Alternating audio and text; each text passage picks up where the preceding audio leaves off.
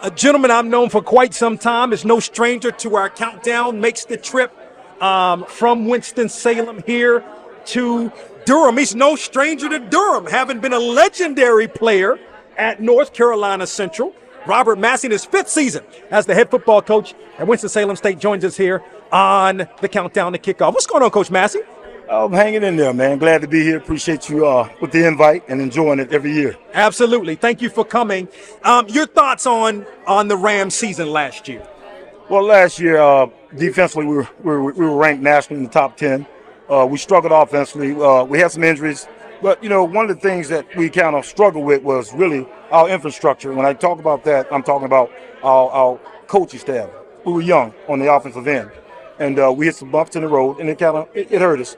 We started it, 2 young quarterbacks. They played, about 3 games apiece.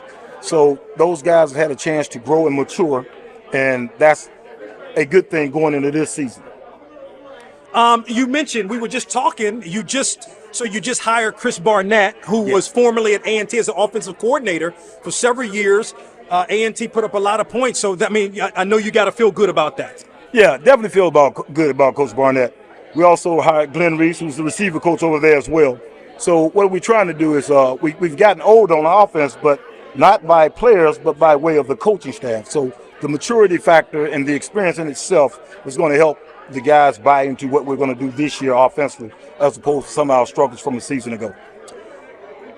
Speak to playing last year in the Black College Hall of Fame game in Canton, Ohio, where you played Central State. Yeah. And won that game. I think it was at 21. No, we lost it. Oh, you lost. Oh, sorry. So you didn't win that game, but close game, at least for a while. But the experience of playing in that game. Well, one of the things that when you're in college football, sports in particular, the young men and women that participate, they get the opportunity to travel a lot of times to places they'll never go if it wasn't for the experience of college or athletics. So that was a good deal for our guys and themselves. They got a chance to see the National NFL Hall of Fame as well as the Black College Hall of Fame there as well. But the game didn't go as planned. Right. But again, we talk about the totality of the experience was outstanding, and it's one that I think they need to continue to do. So all of the historical black colleges get the opportunity to go there, have that experience and play in that game, because it's really a good deal. And, they put some money into the university's pocket. For you mentioned infrastructure a little bit earlier. Spring practice. How was spring practice for you this year, particularly? And I find that kind of interesting because now you have Chris Barnett as your offensive coordinator, but he wasn't there for spring. So that's an interesting dynamic. But how was spring? Well, believe it or not, he got there the last week of spring. Oh, did he? Okay. And we ended up scoring about 30 points in the spring game. Right. So we're very excited about what he brings to the table.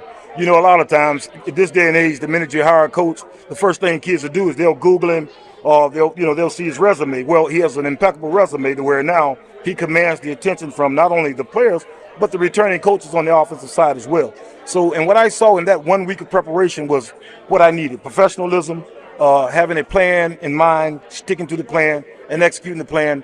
Good coaching, great recruiter, and those are things you look for in coaches. But if you can get that in an offensive coordinator or defensive coordinator, now you're batting 1,000.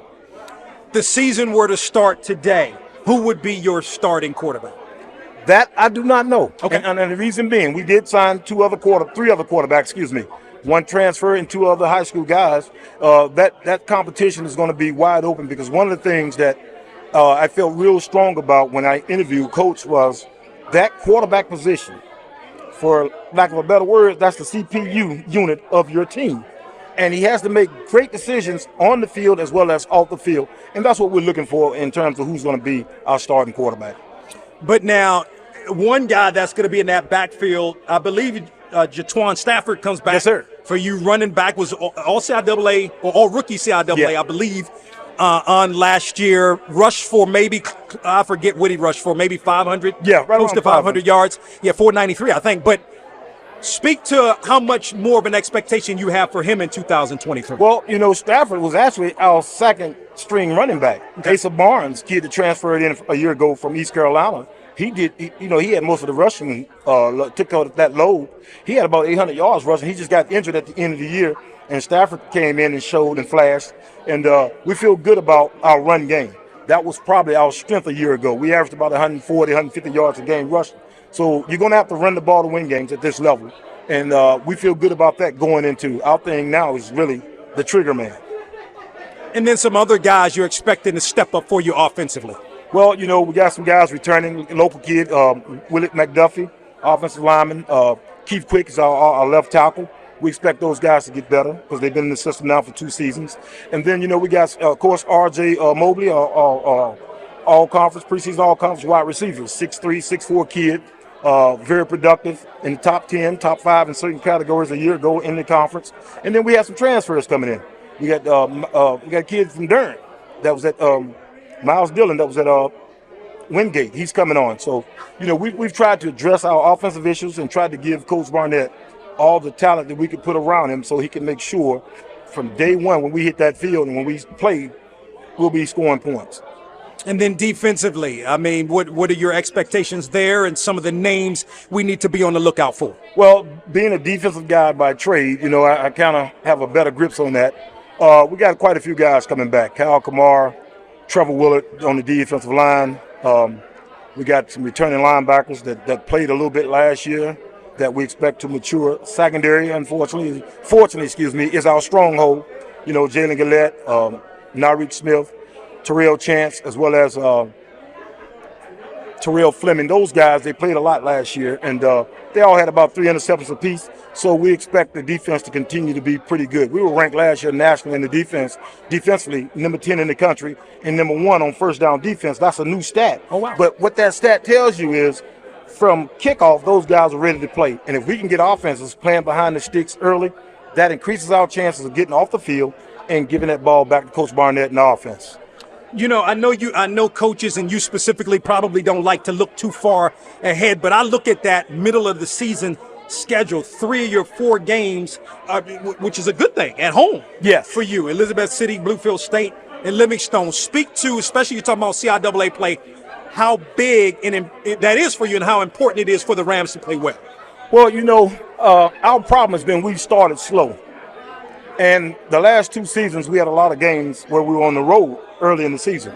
But when we came home, the crowd blessed us. They showed us love, support, and everything, and our kids played extremely well. So we'll have the opportunity now to start fast and finish strong because we have 3 in a row home games. And it's nothing like playing at home. Bowman Gray Stadium, sellout crowds, the fan support is unbelievable. And we're grateful for that. One thing we do at Winston is we travel well and we support.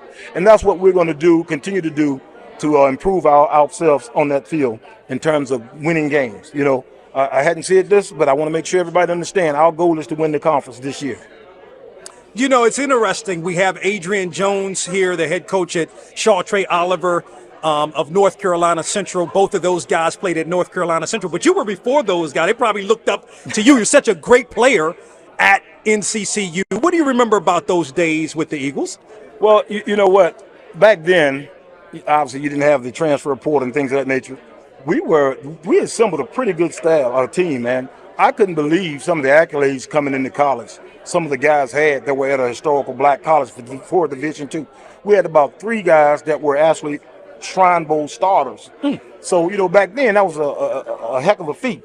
And for us to turn that by 88, we turned that into a playoff team. And, those are all great memories. And we try to mimic some of the things we've done back then. And today, obviously a little different, but in terms of getting a great group of talent, getting them together in single season, molding it, and winning the championship and going into the playoffs. And then your time in the league, you were a 2nd-round pick, yes, if I'm not mistaken, out of Central, yes, by the Saints. Yes, all rookie first year, solid career in the National Football League. Just your memories of playing in the league. Well, for me, a little off the subject, but we're talking about my personal deal. My wife was my mother, and she's always been in my corner, and I wanted to make sure I took care of her because she took care of me. Right or wrong, indifferent, mom was there. So for me, that experience was living a dream, and then being able to provide for your family and your loved ones is just unbelievable. And I share that with everybody. I tell all the players, you got to have a couple of plans. It's nothing wrong with wanting to be a professional athlete, but understand that that's going to be tough. But I'm living proof it can happen. But at the end of the day, let's get that degree. Let's win some championships. So 20 years from now, when you come back to your school, they'll know who you are, as opposed to at some of the bigger schools, they might not know who you are unless you Michael Jordan. You understand what I'm saying? Right. So that experience is best experience of my life. Again, well, Coach Massey, we really appreciate the time, and good luck to you and the Rams this season. Thank you. Appreciate you. Go Rams. Give it up for Robert Massey in his 5th season as the head football coach at Winston-Salem State. The Rams open the season at North Carolina Central on Saturday, September the 2nd.